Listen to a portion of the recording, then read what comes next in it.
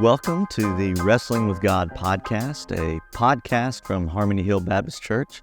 In this series, we've been looking at various apologetics questions and information, most of which I was unable to squeeze into the sermons that were a part of this series. And so each episode has taken various topics for a few moments that we think will be a help to you to understand why you believe what you believe. And so in today's episode, I'd like to talk about how do we know that Jesus is the only way? Maybe even more specifically of the answer to that type of question is, how do we defend ourselves against those who would say, don't all religions end up in the same place? For instance, when I was in college, I sat in a history of Christianity class, and the professor on the very first day said that God is like our hand. God is in the middle, and every finger is a different religion leading to God. In fact, one of the more famous sort of parables or stories used to convince people that all religions are authentic and genuine and can bring you to God is the parable of the 6 blind men and the elephant. The parable goes that there were 6 blind men trying to understand what an elephant was, and the one that touched the side of the elephant said, "Oh, how smooth an elephant is. It is like a wall." And then another blind man found himself touching the trunk and said, "Wow, this elephant is really like a snake." And a third blind man touched the tusk of the elephant and said, "How sharp an elephant is. He is like a spear." And yet another of the blind men touched the elephant's ear and said, "Wow, how wide it is. It's like a fan." And another blind man touched the leg of the elephant and said, "Oh, how tall an elephant is. It is like a tree." And the 6th blind man found the tail of the elephant and said, "Oh, how thin it is. An elephant is like a rope." And they began to grumble and debate one another, and to the point that the king or the Raja hears the blind men debating about an elephant. So from his balcony, seeing with clarity that an elephant is all of those things, said, "You men are only touching one part of an elephant. An elephant is so big, if you would just share with one another, then you will discover what an elephant really is." Now, so the point of that parable is this. They would say that all religions have just one aspect of the handle of who God is. So in that parable, they would say that Hinduism understands part of who God is. Christianity understands a part of who God is. Islam and Confucianism and Buddhism, et cetera, and that if just the religions would get together, they would finally get the full picture of who God is, and all are really leading to the same premise that of God, and so really this question of this parable has tripped up so many people because it sounds logical.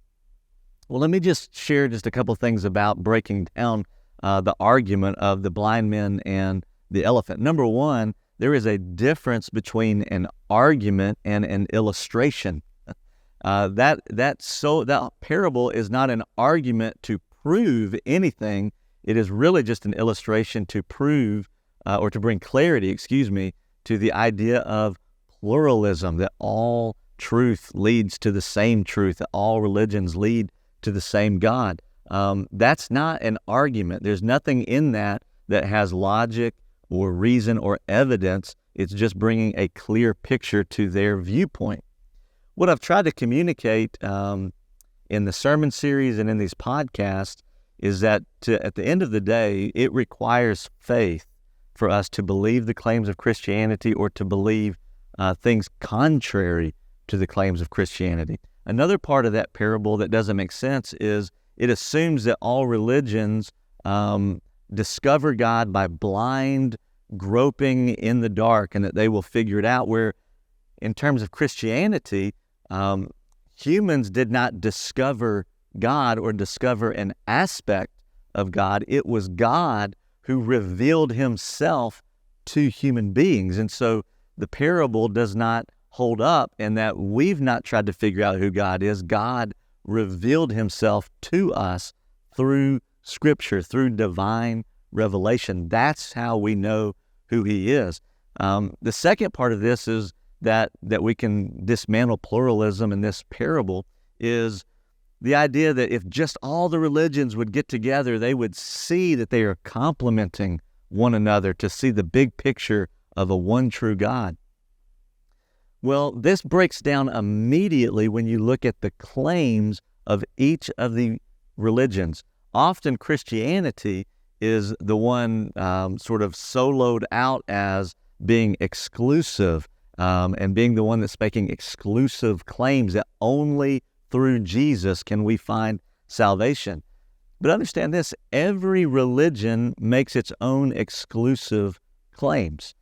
Even Hinduism, which would say all religions can come under our umbrella, you have to still come under their umbrella for it to count or for it to work. And so every religion, not just Jesus, has made exclusive claims. And so we can't just take the rope or the tail and the trunk and say, well, we can make these work out, because Jesus has said in John 14:6, I am the way, the truth, and the life. No one comes to the Father but by me. That's an exclusive claim that there is only one way. That can't be rationalized with other religions. In fact, Islam would say that it is exclusive, that you must believe in Allah. And that is something that Christians cannot do because it is through Jesus only. In fact, C.S. Lewis said this, that when you think about the claims that Jesus made about himself, we must conclude one of three things. Jesus is either a liar, a lunatic, or he is the Lord.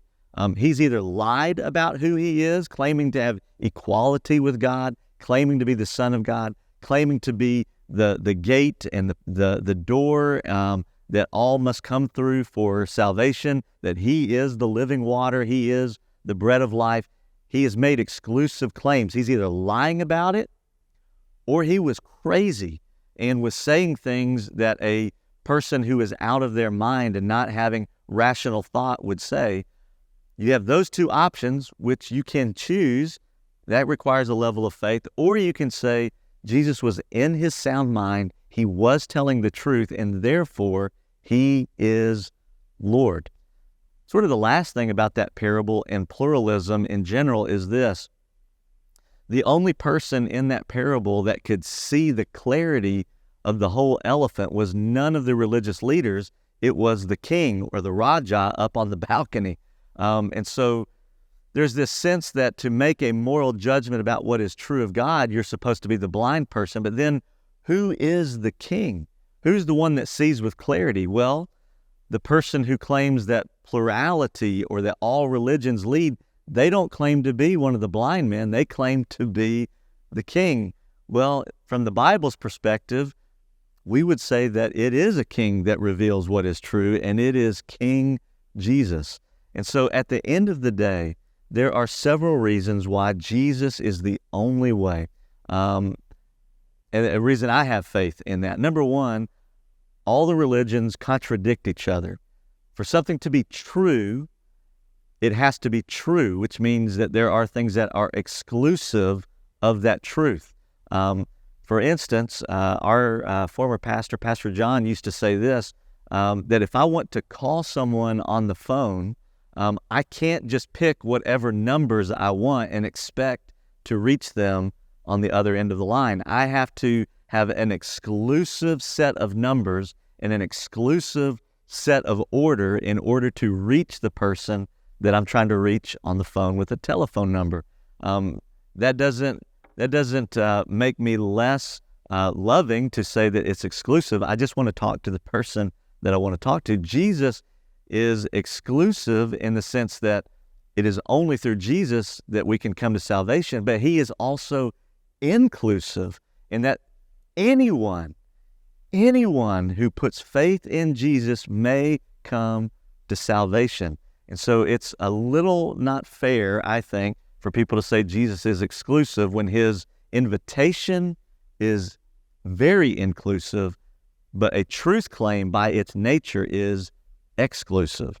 And so there's contradictions. And two, the idea that we are trying to figure out or discover God is just a false premise when God, who is beyond us, beyond space and time, it is his responsibility to reveal himself to us. And I believe that the God of the Bible has the most evidence for who he is, his character. The word stands up to scrutiny. We've looked at that in other sermons and in other podcasts. And so at the end of the day, we have to have faith. And the question, is Jesus a liar, a lunatic, or is he the Lord? And I hope that that's helpful to you on, again, just one aspect of a larger conversation about, is Jesus the only way?